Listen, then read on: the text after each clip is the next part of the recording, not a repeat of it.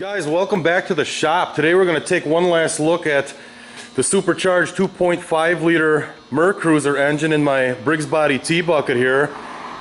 I got the thing sold, and the guy that bought it didn't want the motor in it. I shot him a price with the engine, I shot him a price without the engine, and we're going to end up putting a small block in here, just a 305 and a power glide, and take out the 2.5 liter and the 5-speed that I have in it. Mike over here has been helping out, and he's been wiring this thing up in the back. He's got all the air ride done in the back end of it. The bags work, the taillights work, and we got the engine hooked up basically for one last round to run this thing again for you guys. If you look back on the channel, some of the first videos I made were just fabbing up the body on here. It was like Briggs body T-bucket build, a couple videos back then, and then a video or two of building the intake and everything on here excuse me, to adapt this supercharger onto this 2.5 liter MERCRUSIER. One thing I do want to say is, and I probably said that in the last video, this blower was on a boat. It was adapted to a marine intake, and it was in like a 16-foot speedboat. This is actually the adapter they had made to adapt it to a marine intake. So this will actually get this blower on a 2.5 liter inboard MERCRUSIER motor. So other than that, it runs and drives right now. The transmission, it does have a 5-speed Camaro trans. The counter shaft is missing a tooth or two. We know that for sure because it really doesn't sound healthy. But just to fire this up one last time for you guys, we're going to go take a spin around the parking lot, and I'm going to tell you what, this thing really runs good. Had my doubts on that too. It was the same with the twin Eatons on the small block. It just seemed to run great. Intake design doesn't really seem to matter much. I know a couple of you guys on there had said with this project, oh, you can't have your exhaust here, you're going to bake your intake air temperatures.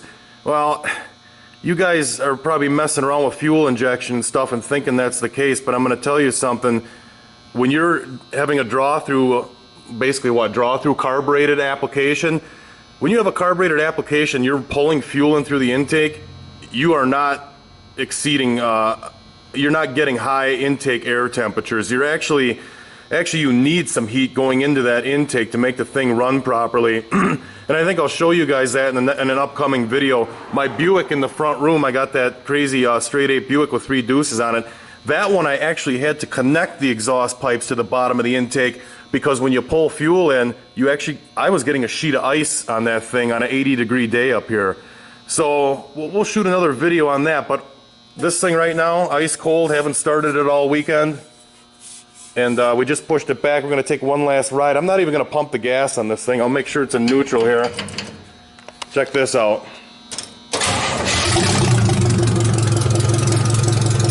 That thing runs awesome. Didn't even pump it, didn't do anything, just fires right up.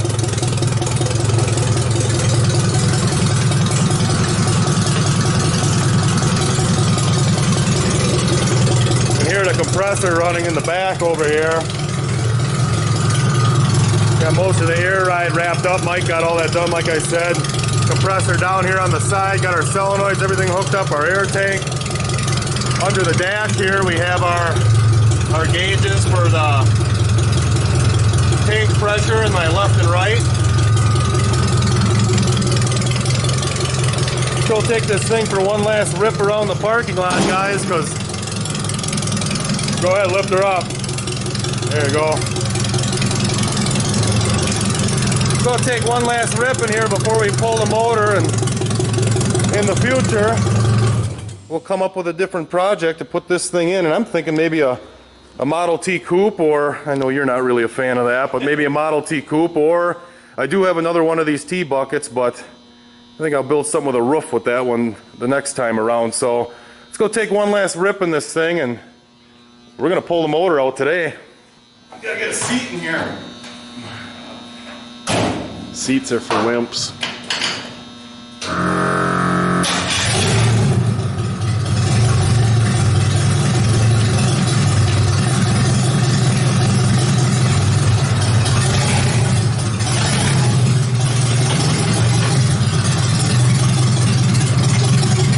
While he's driving this, you may hear a loud clunk every once in a while. That would be that counter shaft in the transmission.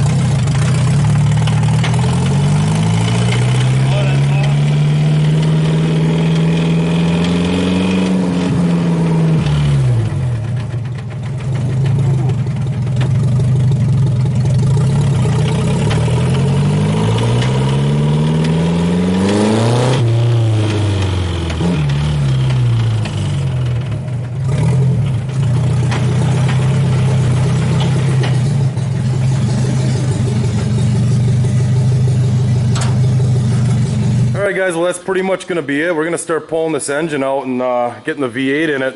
It's going to have a tri-power on it, speedway setup, Lakester headers and all that stuff, and basically everything's wired up to that point. We even have the engine harness on to make this thing run right now. So unhook all this, put the V8 in. We're going to put a new cross member in it, well, for the trans and the engine, because everything's going to be different now. And I don't know if you guys could hear that in the video when we were driving up the road, but there's definitely an issue in that transmission, you know, presumably on the counter shaft, and I guess that's one reason we really can't take a longer ride in the thing. But other than that, it does seem pretty snappy, and I think it's definitely going to have to go in another project here in the future. So we're going to start tearing it apart, and you're going to see it again in another couple weeks with a V8 in it, and then we'll do a little more cruising in this old Briggs body. So thanks for watching, guys. Till next time.